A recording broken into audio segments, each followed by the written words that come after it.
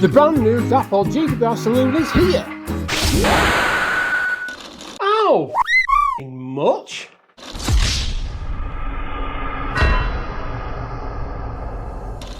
Dapol have just recently released their GWR Inspection Saloons, and they are part of their Black Label range.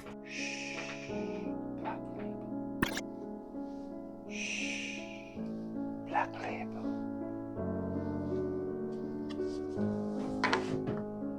Black Label.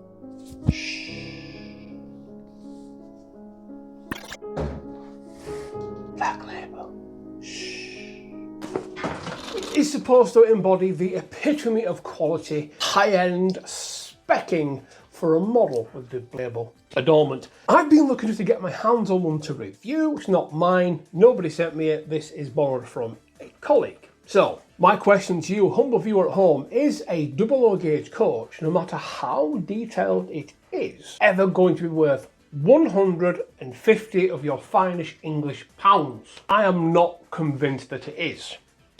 Right then, so here we are, without messing about, straight into it, the Dapol GWR Inspection Saloon. And I will say this right off the bat, that it is actually incredibly well detailed. I mean, the only other product on the market where I've seen this much attention to detail applied to a ready-to-run model would of course be the Clark Railworks Quad Art, or indeed the Rapido dynamometer car.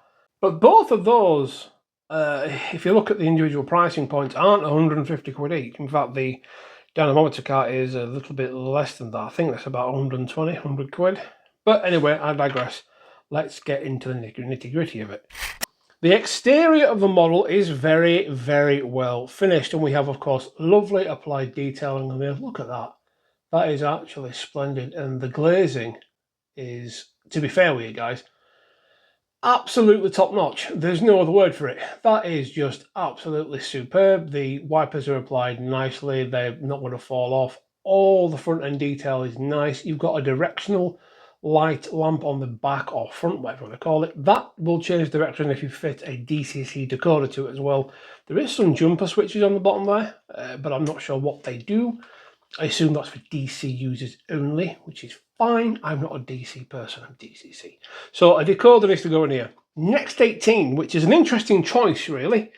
It looks like there's plenty of space in there, so I'm not sure why the need to go to Next 18 was chosen, but there we are, not to worry. It is worth mentioning that not all Next 18 decoders come equal out of the box, as it were. The lighting functions, you've got front, middle and end lights. Some Next 18 decoders will not enable all three lights. It's got something to do, I believe, with the logic functions and full powered functions. So again, depending on what decoder you're fitted to this, and I don't know which one's fitted to this, to be honest with you, I'm not going to open it up because it's not mine. You will not be able to get all the lights working, so just bear that in mind. Anyway, underframe detail is exquisitely picked out. Again, it's not over the top, but you have what's there.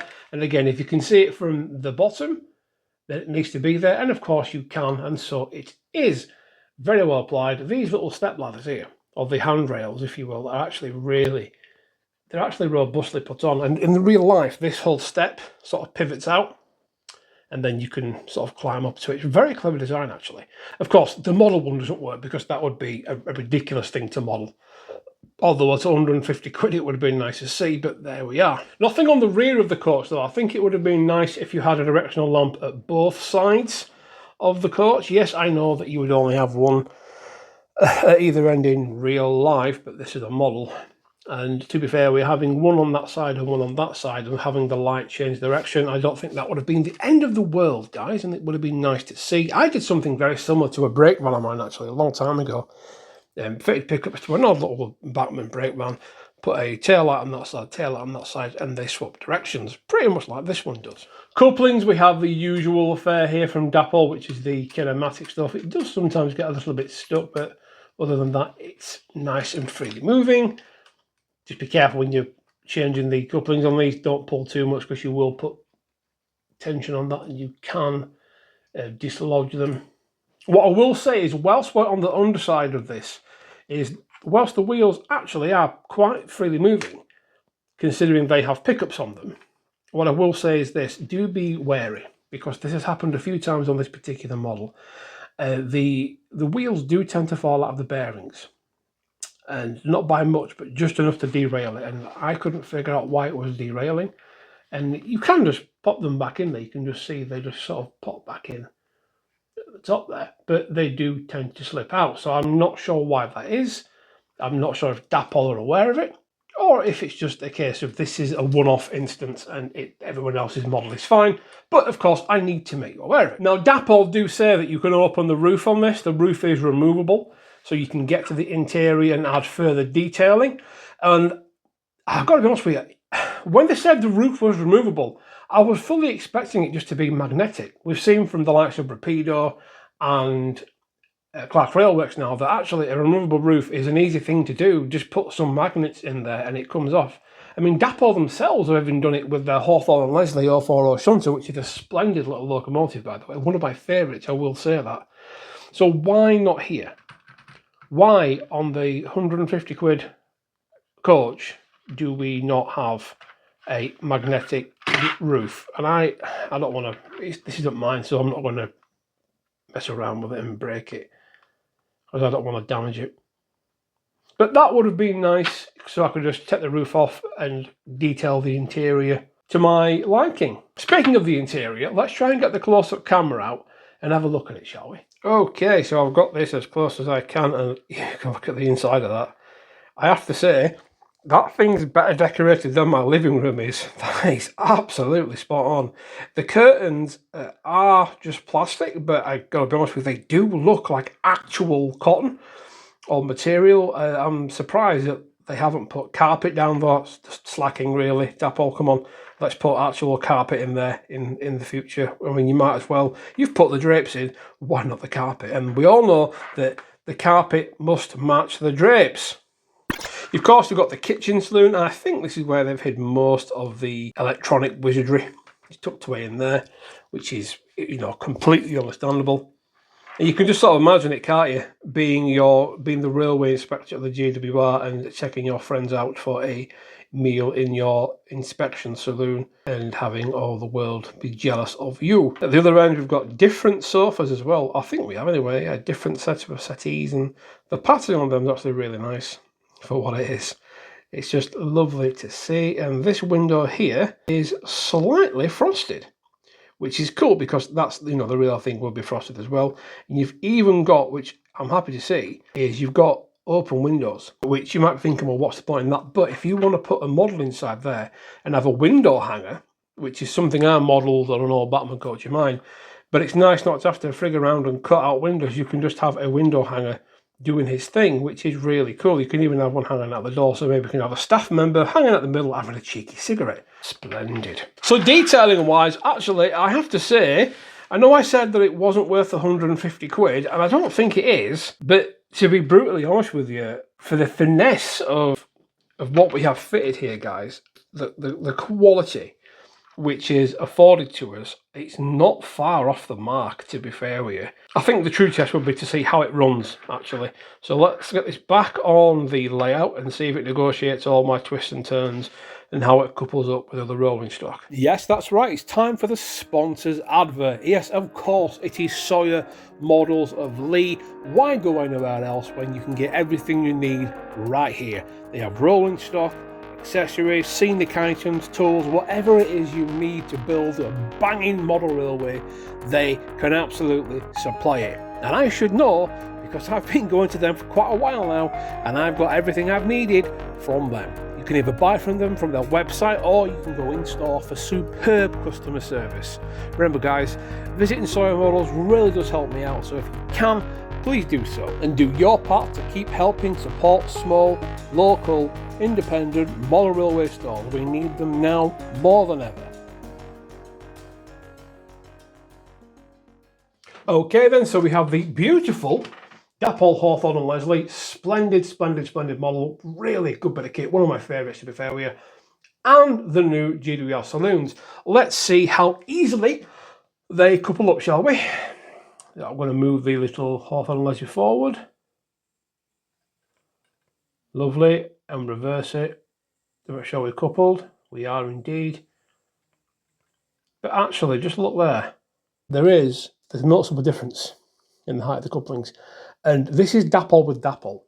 Why? I mean, it will still propel the coach, but I'm just wondering if that is just a invitation waiting to be accepted for a derailment. I mean, people hate tension lock couplings as it is, and if manufacturers are unable to make sure that their coupling heights match their own rolling stock, then where are we at? So maybe it's just mine though. Maybe mine is faulty or whatever. So we'll try it with some more Dapol rolling stock before we carry on.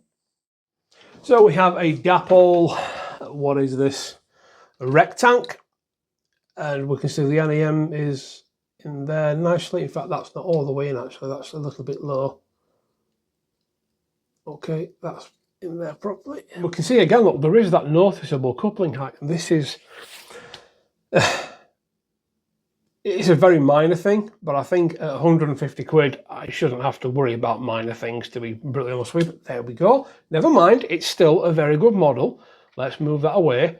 And let's run this thing up and down the line, so it goes. Now, Dapol have spared a thought for those of you out there that model in the finer scales. They say this model can be converted to EM or P4 scale relatively easily. And also in the bag in the box, you do get a selection of detail parts you can choose to adorn your model with, should you so choose to do so. And despite complications earlier on with the wheel falling out, it actually does run rather nicely. As you can see, it crawls along nice and smoothly over my questionable track work. Not a problem at all. There's minimal slop in the coupling as well, which is quite nice. That kinematic action really does help get it around tighter curves. So good news for those of you who have quote-unquote train set curves out there. Jolly good. So we've managed to negotiate ourselves out of the little fueling area there, and we're back into the head shunt. Plenty enough room to do the reversing manoeuvre here, I think. Let's see how she gets over the yard and see if we can get her into the top road there by the Sentinel. Despite the initial problems I had with the wheels falling out of the bogies, it actually does run super smooth, and it holds the rails really well. And of course, you put the lights on. So we've got I can't get the last set of lights on, guys, because of the decoder I've got, but that is absolutely gorgeous in there. It really is. I mean, I would say the lighting is maybe a tad too bright, but that is a small complaint to make, and I'm sure it can be adjusted with the use of CV adjustments and what have you. But now I've got the lights on, let's see if we can get a close look at that interior, shall we?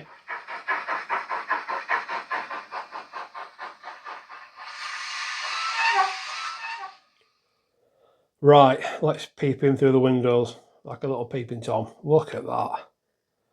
That is absolutely magic.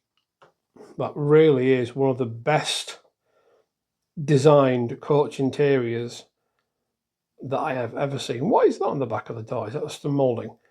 That is absolutely superb. It's spectacular, really, and it's quality that we've not really seen before on a ready-to-run model, in terms of coming from what I'm going to call an established manufacturer. Yes, you've got the cottage industry guys like Rapido and Clark Railworks, but Dapol have been around for an absolute age, and it's nice to see this level of quality coming out from a manufacturer that's been around. And this is proof that, you know what, actually, they are developing, and they are constantly putting thought into what needs to happen with models. And even though there's a few small, very minor things about this model we can pick up on and complain about, reality, honestly, it's a spectacular bit of kit. It really is. And if you model the GWR, which a lot of people do, or indeed you want to model one in preservation, which this one is, by the way, this one lives at the North Yorkshire Moors. This one is a Rails of Sheffield exclusive, but the rest of them, the Black Label. Black Label. The Black Label version should be available from most retailers anyway, but that is just splendid. It really is. Regarding the taillight, there is a fair bit of light bleed there, which is, you know, it's annoying at the best of times, because this room is pretty well lit, to be fair with you. The window's right there, I've got lights at the roof, and it's just, it is noticeable, and it's fixable. But it's just a silly little thing like that. It's just, you know, one of those things, isn't it? Anyway, final thoughts. What are we saying about this thing? So then, 150 quid for a coach. To be honest with you guys, I think I failed there. Despite a few very minor, nitpicky things, ultimately this is an exquisitely designed and made piece of rolling stock. This is ready to run, okay? And like I said to you before in this video, we've only ever really seen this level of detail from the cottage industry manufacturers so far. And it's great to see the likes of Dapol really putting the thought in to the detail on the doors. The handrails are exquisitely applied. They are so fine, but they're actually on there. They don't feel like they're going to fall off. You can pick this thing up and handle it, and you're not panicking about it falling apart in your hands, which is something that a lot of other manufacturers do struggle to do well. They can put the detail on there, but it's keeping the detail on there, which seems to be a lot of people's Achilles heel, shall we say. Now, 150 quid, whilst it's quite a lot of money, and no, I don't think it's worth 150 quid. I certainly would not pay 150 quid for this coach. I wouldn't pay 150 quid for any single coach, really. But it ain't far off the mark. And I think that if you're not too fussed about your chosen livery, and you really want one, then hang back a little bit, because these will inevitably go down in price, as everything does. And if you can pick one up for maybe 120, 130 quid, or dare I say even less, then you should absolutely snap one up. The pricing of a Mark 1, a Mark 2, a Mark 3 coach now anywhere from between 50 and 85 quid, is it, for one of the Batman or a Q-Scale offerings? This is certainly up there in terms of what quality comes out of the box, and I think you have to charge a price which reflects the quality of your product, and I think that they've done well with it. I think it's just a little bit too high, but not much. And I do like Dapol as a manufacturer, clearly I do. I've gone on record before saying they make some fantastic little wagons which make the hobby accessible for everyone, and this is Dapol offering something at the higher end of the market. No, of course, it's not meant for everyone. And yes, the price is quite lofty. You can get a locomotive for this price, need I remind you. But if it's something that you really want, you'll be happy with it, and if it ticks all the boxes for you, then why not? Guys, if you've enjoyed watching this video, please do leave a like and a comment, and don't forget to share the video as well, and of course subscribe to the channel. If anyone from Dapol's watching and you got upset with me, please don't be upset. I do like you very, very much, and you have made an exquisite piece of kit. Superb. Just a shame about the light bleed, really, but whatever. One of those things. Right, I'm off, guys. Take care. See you soon. Bye-bye.